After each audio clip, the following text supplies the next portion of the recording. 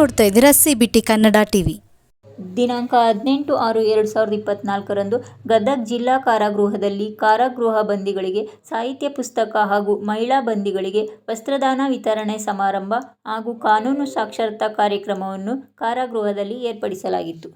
ಈ ಕಾರ್ಯಕ್ರಮಕ್ಕೆ ಜಿಲ್ಲಾ ಸತ್ರ ನ್ಯಾಯಾಧೀಶರಾದ ಗೌರವಾನ್ವಿತ ನ್ಯಾಯಾಧೀಶರಾದ ಬಸವರಾಜುರವರು, ಪೊಲೀಸ್ ಅಡಿಷನಲ್ SP ಶಂಕದ ಹಾಗೂ ಹಿರಿಯ ಸಿವಿಲ್ ನ್ಯಾಯಾಧೀಶರಾದ ಶಿವನಗೌಡ್ರು ಈ ಕಾರ್ಯಕ್ರಮಕ್ಕೆ ಬಂದು ಕಾರ್ಯಕ್ರಮವನ್ನು ಯಶಸ್ವಿಗೊಳಿಸಿದರು. ಈ ಕಾರ್ಯಕ್ರಮವನ್ನು ಮಂಡ್ಯ ಜಿಲ್ಲೆ ಕರ್ನಾಟಕ ರಾಜ್ಯ ಧ್ವನಿ ಮಹಿಳಾ ಮತ್ತು ಮಕ್ಕಳ ಸಂಸ್ಥೆ ವತಿಯಿಂದ ಅಧ್ಯಕ್ಷರಾದ ರಜನಿರಾಜ್ ಹಾಗೂ ಪದಾಧಿಕಾರಿಗಳು ಸೇರಿ ವಿತರಣಾ ಸಮಾರಂಭವನ್ನು ಗದಗ ಜಿಲ್ಲೆಯ ಕಾರಾಗೃಹದಲ್ಲಿ ಏರ್ಪಡಿಸಿದರು. ಈ ಕಾರ್ಯಕ್ರಮದಲ್ಲಿ ಗದಗ ಲಯನ್ ಮಾಜಿ ರಾಜ್ಯಪಾಲರಾದ ಸುಗುಲ ಎಲೆಮನೆ, ತಾಲೂಕು ಅಧ್ಯಕ್ಷರಾದ ಯಶೋದಮ್ಮರವರು, ಲಕ್ಷ್ಮೀರವರು ಈ ಕಾರ್ಯಕ್ರಮವನ್ನು ಯಶಸ್ವಿಗೊಳಿಸಿದರು. ವಕೀಲ ಕೊಡ್ತೋದಿರಲ್ಲ, ಬೇರೆ ಬರಲ್ಲ ಅಂದ್ರೆ ಕೇಸ್ ಮುಂದೆ ಹೋಗುತ್ತೆ. ನಾವು ಜೈಲಿಗೆ ಬೇಗ ಬೇಗ ನಡೆಸ್ಬೇಕಂದ್ರೆ ನೀವು ಸರ್ಕಾರ ವಕೀಲರು ಬೇಡ ಅಂತೇಳಿ ನೀವು ಕಾಸಿಗೆ ಕೊಡ್ತು ಅಂತ ಹೇಳಿದ್ರಿ ಬೇರೆ ವಕೀಲಿಗೆ. ಇಲ್ಲಿ ಕೊಡದೇ ಇದ್ದರೆ ಮತ್ತು ಲೇಟ್ ಆಗಲ್ವಾ? ನಾವು ಬೇಗ ಜೈಲಿನ ಬೇಗ ಮುಗಿಸ್ಬೇಕಂತ ನಾವು ಮಾಡ್ತಾಯಿದ್ದೀವಿ. ಬೇಗ ಕೊಡ್ರಿ ವಕೀಲರ, ಇಲ್ಲ ಅಂದರೆ ನಾವು ಇಲ್ಲ ಅಂತ ಹೇಳಿದ್ರೆ ಸರ್ಕಾರ ವಕೀಲರು ನಡೆಸ್ತಾರೆ. ನಾಳೆ ಬರೋಕ್ಕೆ ಹೇಳಿ. ಆಯ್ತಲ್ಲ, ಬೇರೆ ಸಮಸ್ಯೆ ಏನಿಲ್ಲಲ್ಲ. ಪ್ರಾಧಿಕಾರದ ಮಾನ್ಯ ಅಧ್ಯಕ್ಷರಾದಂಥ ಸನ್ಮಾನ್ಯ ಶ್ರೀ ಬಸವರಾಜ ಸಾಹೇಬರನ್ನು ಈ ಕಾರ್ಯಕ್ರಮಕ್ಕೆ ಹೃತ್ಪೂರ್ವಕವಾಗಿ ಸ್ವಾಗತ ಬಯಸುತ್ತೇನೆ. ಅವರಿಗೆ ಪುಷ್ಪಗುಚ್ಛ ನೀಡುವುದರ ಮೂಲಕ ಸ್ವಾಗತಿಸಬೇಕೆಂದು ಕೇಳಿಕೊಳ್ಳುತ್ತೇನೆ. ಧನ್ಯವಾದಗಳು. ಅದೇ ರೀತಿ ಈ ಒಂದು ಕಾರ್ಯಕ್ರಮದ ಅಧ್ಯಕ್ಷತೆಯನ್ನು ಈ ಕಾರ್ಯಕ್ರಮದ ಅಧೀಕ್ಷಕರಾದಂತಹ ಶ್ರೀ H. ಚೌಗಿ ಅವರು ವಹಿಸಿಕೊಳ್ತಾ ಅವರಿಗೂ ಸಹಿತ ಈ ಕಾರ್ಯಕ್ರಮದ ಪರವಾಗಿ ಸ್ವಾಗತ ಬಯಸುತ್ತೇನೆ.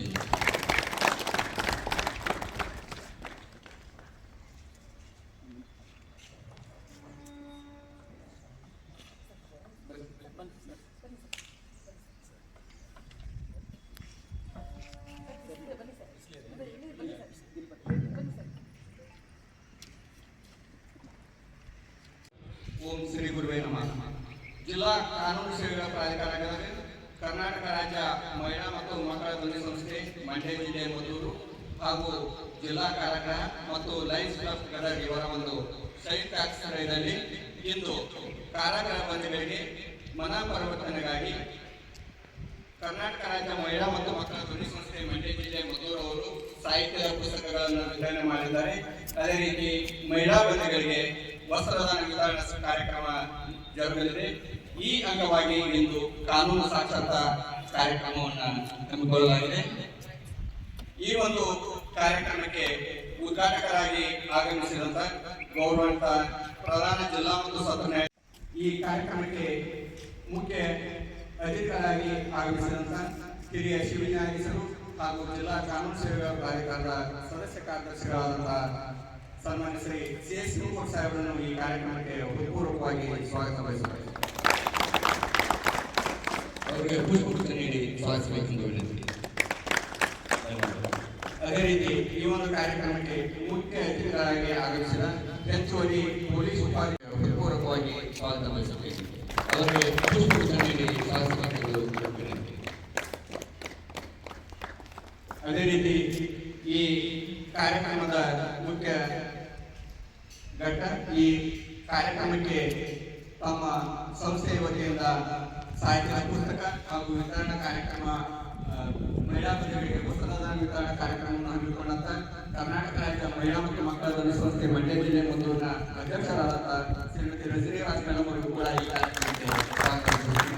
ಅವರಿಗೆ ಪುಷ್ಪಗುಚ್ಛ ನೀಡಿ ಸ್ವಾಗತಿಸಲು ಕೋರಿಕೊಳ್ಳಿ.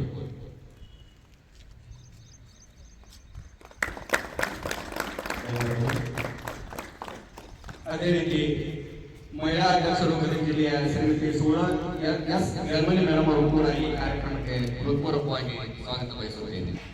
ಅವರಿಗೂ ಪುಷ್ಪಗುಚ್ಛ ನೀಡಿ ಸ್ವಾಗತಿಸಬೇಕು.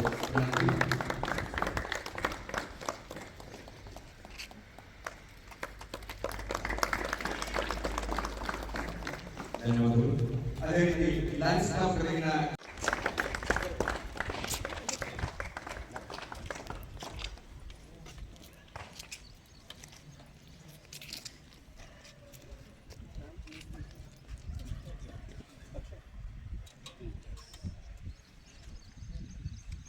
ಗೌರವಾನ್ವಿತ ಪ್ರಧಾನ ಜಿಲ್ಲಾ ಮತ್ತು ಸತ್ರ ನ್ಯಾಯಾಧೀಶರು ಈ ಕಾರ್ಯಕ್ರಮವನ್ನು ಉದ್ಘಾಟಿಸುವುದರಲ್ಲಿ ಸವಿನಯವಾಗಿ ಪ್ರಾರ್ಥನೆ ಮಾಡಿಕೊಳ್ಳುತ್ತಾರೆ. ಅದರ ಜೊತೆಗೆ ವೇದಿಕೆ ಮೇಲೆ ಇರುವ ಎಲ್ಲ ಗಣ್ಯರು ಕೂಡ ಸಸಿಗೆ ನೀರು ಹಾಕುವುದರ ಮೂಲಕ ಈ ಒಂದು ಮಹತ್ವದ ಕಾರ್ಯಕ್ರಮವನ್ನು ಯಶಸ್ವಿಗೊಳಿಸಬೇಕಾಗಿ ಅವರಿಗೆ ಸವಿನಯವಾಗಿ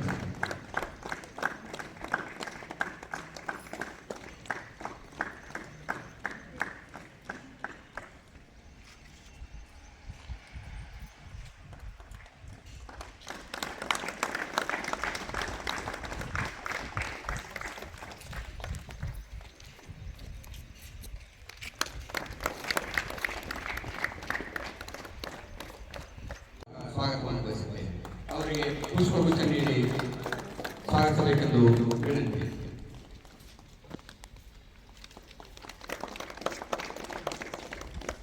ಹಾಗೂ ಮತ್ತೊಬ್ಬ ಅತಿಥಿಗಳಾದಂಥ ಮಹಿಳಾ ಹೋರಾಟಗಾರ್ತಿ ಧ್ವನಿ ಸಂಸ್ಥೆಯ ವಕೀಲರು ಆದಂಥ ಧ್ವನಿ ಸಂಸ್ಥೆ ವಕೀಲರಾದ ಶ್ರೀಮತಿ ರಶ್ಮಿ ಮೇಡಮ್ ಅವರಿಗೂ ಕೂಡ ಈ ಕಾರ್ಯಕ್ರಮಕ್ಕೆ ಸ್ವಾಗತ ಬಯಸುತ್ತೇನೆ. ಧನ್ಯವಾದಗಳು. ಅದೇ ರೀತಿ ಮಹಿಳಾ ಹೋರಾಟಗಾರ್ತಿಯಾದಂತಹ ಶ್ರೀಮತಿ ಯಶೋಧ ಮೇಡಮ್ ಅವರಿಗೂ ಕೂಡ ಈ ಕಾರ್ಯಕ್ರಮಕ್ಕೆ ಸ್ವಾಗತ ಬಯಸುತ್ತೇನೆ.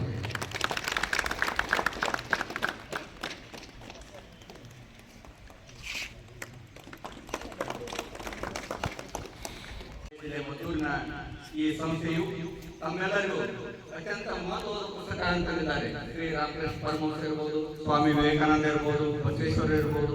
ಅಟ್ಲೀಸ್ಟ್ ಅವರ ವಿಚಾರಗಳನ್ನು ನಾವು ಒಂದಿಷ್ಟು ಓದಿದ್ರೆ ಅವರಂತೆ ಆಗದಿದ್ದು ಸಹಿತ ಅವರ ನುಡಿಗಳು ನಮ್ಮ ಮನಸ್ಸಿನಲ್ಲಿ ಬರಲಿ ಅನ್ನೋ ಒಂದು ಸದುದ್ದೇಶದಿಂದ, ಒಳ್ಳೆಯ ವಿಚಾರಗಳು ನಮ್ಮಲ್ಲಿ ಅಳವಡಿಕೆ ಆಗಲಿ ಅನ್ನೋ ಸದುದ್ದೇಶದಿಂದ ಅವರು ತಮಗೆಲ್ಲ ಒಂದು ಪುಸ್ತಕಗಳ ವಿತರಣೆ ಮಾಡ್ತಿದ್ದಾರೆ. ತಾವು ಅವನ್ನ ದಿನನಿತ್ಯ ಓದುವುದರ ಮೂಲಕ ತಮ್ಮ ಮನಸ್ಸನ್ನ ಪರಿವರ್ತನೆ ಮಾಡಿಕೊಳ್ಳಬಹುದು.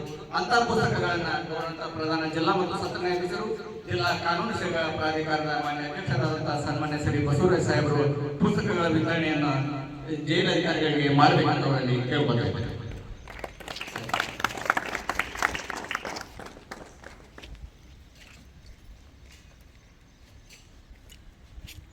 ಪುಸ್ತಕಗಳ ವಿತರಣೆ ಕಾರ್ಯಕ್ರಮ ಗೌರವಾನ್ವಿತ ಪ್ರಧಾನ ಜಿಲ್ಲಾ ಮತ್ತು ಸತ್ರ ನ್ಯಾಯಾಧೀಶರು ಈ ಅಧೀಕ್ಷಕರಿಗೆ ಪುಸ್ತಕಗಳನ್ನು ಹಸ್ತಾಂತರಿಸುವ ಮೂಲಕ ಈ ಕಾರ್ಯಕ್ರಮಕ್ಕೆ ಚಾಲನೆ ನೀಡಿದ್ದಾರೆ. ಅದೇ ರೀತಿ ವೇದಿಕೆ ಮೇಲಿರುವ ಎಲ್ಲ ಗಣ್ಯರಿಗೂ ಕೂಡ ಈ ಕಾರ್ಯಕ್ರಮದ ಪರವಾಗಿ ತುಂಬ ಹೃದಯದ ಧನ್ಯವಾದಗಳನ್ನು ಅರ್ಪಿಸುತ್ತಾ ಈ ಒಂದು ಕಾರ್ಯಕ್ರಮ ವಿಶೇಷವಾಗಿ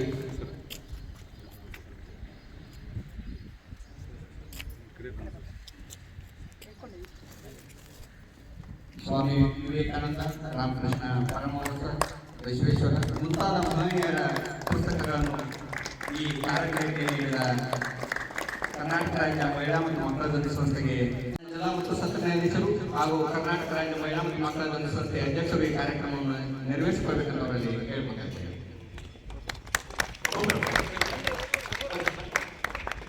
ಮಹಿಳಾ ವಿಚಾರಣಾ ಬಂದಿರುವ ಬಂದು ವಸ್ತ್ರವನ್ನು ಸ್ವೀಕರಿಸಬೇಕಾಗಿ ಅವರಲ್ಲಿ ವಿನಂತಿ.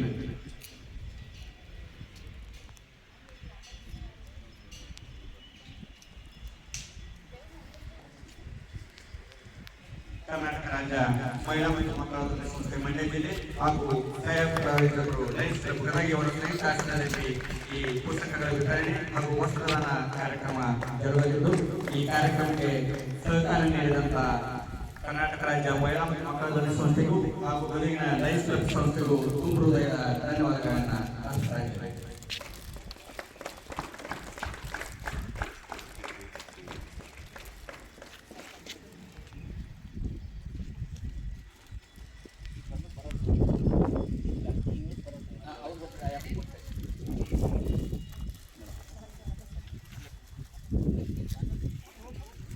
ಹಾಗೂ ಜಿಲ್ಲಾ ಕಾನೂನು ಸೇವಾ ಪ್ರಾಧಿಕಾರದ ಸನ್ಮಾನ್ಯ ಅಧ್ಯಕ್ಷರಾದಂತಹ ಸನ್ಮಾನ್ಯ ಶ್ರೀ ಬಸವರಾಜ ಸಾಹೇಬರು ಉದ್ಘಾಟನಾ ಪರವನ್ನು ಹೇಳ್ಬೇಕಂತ ಅವರಲ್ಲಿ ಸವಿನಯವಾಗಿ ಪ್ರಾರ್ಥನೆ ಮಾಡಿಕೊಳ್ಳಬೇಕು.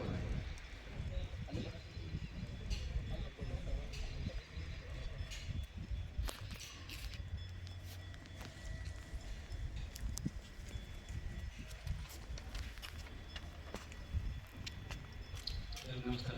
ಈ ಕಾರ್ಯಕ್ರಮದ ಅಧ್ಯಕ್ಷತೆ ವಹಿಸುವ ಹೆಚ್ಚುವರಿ ಸಂಘದವರೇ, ನಮ್ಮ ನ್ಯಾಯಾಧೀಶರ ಸಿಂಗೌಡರವರೇ, ರಜನಿ ರಾಜ್ ಅಧ್ಯಕ್ಷರು, ಈ ಕರ್ನಾಟಕ ರಾಜ್ಯ ಮಹಿಳಾ ಮಕ್ಕಳ ಸಂಸ್ಥೆ ಮಂಡ್ಯ ಜಿಲ್ಲೆ ಮತ್ತು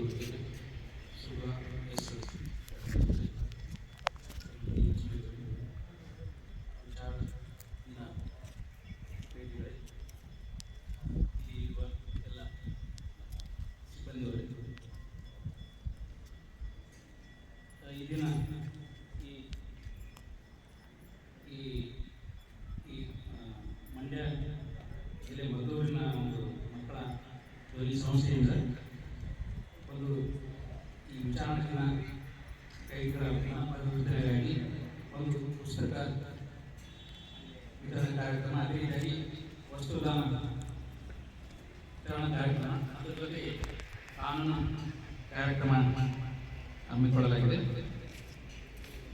ಇಲ್ಲಿ ನಾವು ನೋಡ್ತಾ ಇದ್ದು ಇವರು ರಜನಿರಾಜ್ ಮತ್ತು ಶುಭ್ರ ಮತ್ತು ಲಕ್ಷ್ಮೀ ಇವರು ಮಂಡ್ಯದಿಂದ ಮಂಡ್ಯ ಜಿಲ್ಲೆ ಮದ್ದೂರಿಂದ ಅವರು ಇಲ್ಲಿವರೆಗೆ ಇದು ಅವರ ಸಾಮಾಜಿಕ ಕಳಕಳಿ. ಈ ಕೈದಿಗಳು ಜೈಲಿನಿಂದ ಹೊರಗೆ ಹೋದರೆ, ಅವರು ನ್ಯಾಯ ಬಂದರೆ ಹೊರಗೆ ಹೋದರೆ ಅವರ ಜೀವನ ಚೆನ್ನಾಗಿರುವ ಉದ್ದೇಶದಿಂದ ಅವರು ಇಲ್ಲಿ ಬಂದು ಪುಸ್ತಕ ಹಂಚಿಕೆಯಾಗಿ ಅದಕ್ಕಾಗಿ ವಸ್ತ್ರ ವಿತರಣೆಗಾಗಿ ಮಾಡಿದರೆ ಅವರಿಗೆ ಮೊದಲನೇದಾಗಿ ನಾನು ಅಭಿನಂದಿಸುತ್ತೇನೆ. ಅದೇ ರೀತಿಯಾಗಿ ನಾವು ಇದೆಲ್ಲ ಇಲ್ಲಿ ಇದ್ದೀರಿ, ನೀವು ಮಾಡಿದ ತಪ್ಪು ಅಥವಾ ಬೇರೆಯವರು ಮಾಡಿದ ತಪ್ಪು ನೀವು ಈಗ ನೀವು ನ್ಯಾಯ ಬಂದಿದ್ದೀರಿ. ಈಗ ನೀವು ಕೆಲವರಿಗೆ ಈಗ ವಿಚಾರಣೆ ಅವಧಿಯಲ್ಲಿ ಜಾಮೀನು ಸಿಗ್ಬೋದು. ಅದೇ ರೀತಿಯಾಗಿ ಕೆಲವರು ಜಾಮೀನು ಸಿಗದೆ ವಿಚಾರಣೆಯಾಗಿ ಬಿಡುಗಡೆ ಆಗ್ಬೋದು. ಅದಕ್ಕಾಗಿ ನೀವು ಕೆಲವು ಶಿಕ್ಷೆ ಆಗಿ ಬಿಡುಗಡೆ ಆಗ್ಬೋದು.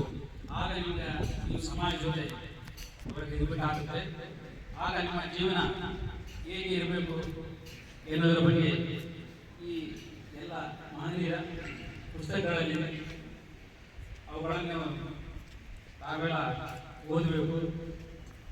ಅದು ನೀವು ಓದಿದವರು ನಿಮ್ಮ ಸ್ನೇಹಿತರಿಗೆ, ನಿಮ್ಮ ಸಹಪಾಠಿಗಳಿಗೆ ಅವ್ರಿಗೆ ಹೇಳಬೇಕು, ನಿಮ್ಮ ಜೀವನ ಒಳ್ಳೆಯದಾಗಬೇಕು. ಅದೇ ರೀತಿಯಾಗಿ ಯಾರು ವಿದ್ಯಾಭ್ಯಾಸ ಇಲ್ಲ ಅದಕ್ಕೂ ನೀವು ಓದೋಕೆ ಅವಕಾಶ ಇದೆ. ನೀವು ಅಕ್ಷರಾಭ್ಯಾಸ ಕೂಡ ಈಗ ಮಾಡ್ಬೋದು. ಇದರಿಂದ ನಾವು ಹೊರಗೆ ಕೆಲವು ನೋಡ್ತೀವಿ, ಕೆಲವು ಜಾಮೀನು ಮೇಲೆ ಹೋಗ್ತಾರೆ.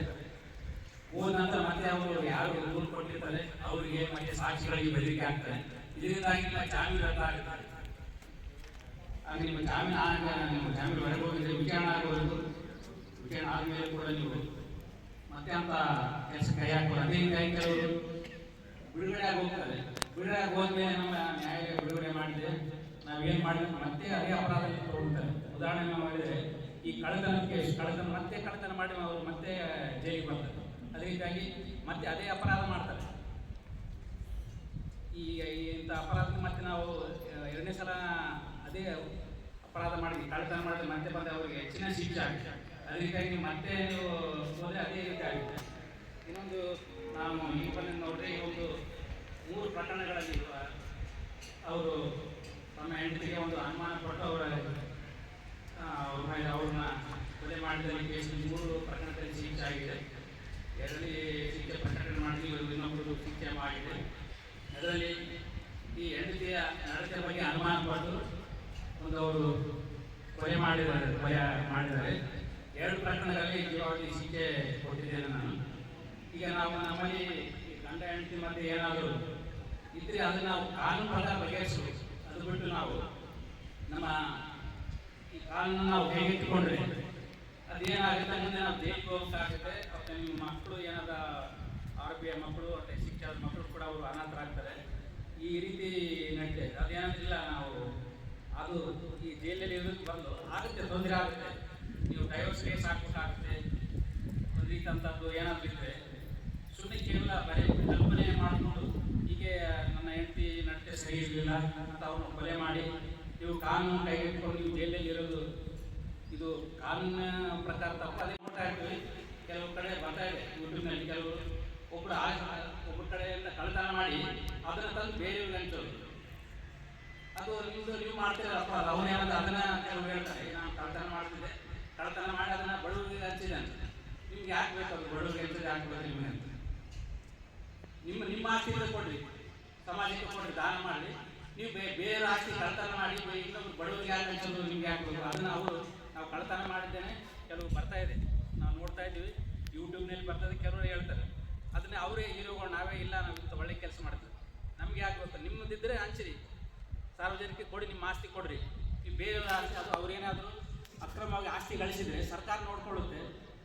ಅದು ಸರ್ಕಾರ ಕ್ರಮ ತಗೊಳುತ್ತೆ. ಅವರು ಅವರು ಲಂಚದಿಂದ ಆಸ್ತಿ ಗಳಿಸಿದ್ದಾರೋ ಇನ್ನೊಂದು ಗಳಿಸಿದಾರೋ ಅದು ಸರ್ಕಾರ ಅದ್ರ ಬಗ್ಗೆ ಕ್ರಮ ಕೈಗೊಳ್ಳುತ್ತೆ. ನೀವು ಈ ರೀತಿಯಾಗಿ ಕಾನೂನನ್ನು ಅವರು ಕೈಗೆತ್ತಿಕೊಳ್ಳುವ ಪ್ರಕ್ರಿಯೆ ಅದು ತಪ್ಪು. ಆದ್ದರಿಂದ ಈ ಸಂದರ್ಭದಲ್ಲಿ ಎಲ್ಲ ಮಹನೀಯರ ಪುಸ್ತಕಗಳು ಇದೆ, ಅವುಗಳೆಲ್ಲ ಎಂಥ ದಾರಿದೀಪ ನಮಗೆ. ಅದನ್ನು ನಾವು ಇದು ತಿಳ್ಕೊಂಡು ನೀವು ಪ್ರತಿಯೊಬ್ಬರು ಓದಿದವರು ನಿಮ್ಮ ಸ್ನೇಹಿತರಿಗೆ ಹೇಳಿಕೊಟ್ರೆ ಅದರಿಂದ ನೀವು ಹೊರಗೆ ಬಂದಾಗ ನೀವು ಹೊಸ ವ್ಯಕ್ತಿಗಳಾಗಿ ಬರಬೇಕು ಮತ್ತು ನೀವು ಸಮಾಜದ ಮುಖ್ಯವಾಗಿ ನೀವು ಸೇರಿಕೊಳ್ಬೇಕಾಗಿದೆ. ನಾವು ನಮ್ಮ ಕಲ್ಪನೆ ಪ್ರಕಾರ ಹೋಗೋದ ನಮ್ಮ ನೇರಕ್ಕೆ ನಾವು ನೋಡಿಕೊಂಡ್ರೆ ತಪ್ಪಾಗುತ್ತೆ. ಕಾನೂನು ಏನಿದೆ, ಧರ್ಮ ಏನಿದೆ ಅದ್ರ ಪ್ರಕಾರ ನಾವು ನಡ್ಕೊಳ್ಬೇಕಾಗುತ್ತೆ. ಈ ಸಮಾಜದ ಮುಖ್ಯವಾಗಿ ನೀವು ಬಂದಾಗ ನೀವು ಯಾವ ರೀತಿ ನಡ್ಕೊಳ್ಬೇಕು ಅನ್ನೋದು ಮುಖ್ಯ. ಆದ್ದರಿಂದ ಈ ಒಂದು ಕಾರ್ಯಕ್ರಮ ಅದಕ್ಕಾಗಿ ಈ ಪುಸ್ತಕ ವಿತರಣೆ ಇದೆ. ಅದಕ್ಕೆ ತಾವೆಲ್ಲ ಈ ಪುಸ್ತಕಗಳನ್ನು ಓದಿ ನೀವು ಓದಿದವರು ಕೂಡ ನಿಮ್ಮ ಸ್ನೇಹಿತರಿಗೆ ನಿಮ್ಮ ಸಹಪಾಠಿಗಳಿಗೆ ಹೇಳಿ ನೀವು ಹೊರಗೆ ನೀವು ಈ ನ್ಯಾಯಾಂಗ ಬಂದ್ರಿಂದಾಗಲಿ ಅಥವಾ ನೀವು ಶಿಕ್ಷೆಯಿಂದಾಗಲಿ ಹೊರಗೆ ಬಂದರೆ ನೀವು ಹೊಸ ವ್ಯಕ್ತಿಗಳಾಗಿ ಬರಬೇಕು. ಸಮಾಜದ ಮುಖ್ಯವಾಹಿನಿಗೆ ನೀವು ಸೇರಿಕೊಂಡು ನಿಮ್ಮ ಜೀವನ ಒಂದು ಎಲ್ಲರೂ ಮೆಚ್ಚುವಂತೆ ಇರಬೇಕು. ಆ ದೃಷ್ಟಿಯಿಂದ ಇದೊಂದು ಕಾರ್ಯಕ್ರಮ ಹಮ್ಮಿಕೊಳ್ಳಲಾಗಿದೆ. ಅದೇ ರೀತಿಯಾಗಿ ಈ ಸಂದರ್ಭದಲ್ಲಿ ಕೂಡ ಇವರು ಅಲ್ಲಿಂದ ಬಂದು ಈ ಪುಸ್ತಕ ಮತ್ತು ಬಟ್ಟೆ ವಿತರಣೆ ಮಾಡಿದ್ದಾರೆ. ಮತ್ತೆ ಅವರಿಗೆ ಧನ್ಯವಾದ ಹೇಳ್ತೀನಿ.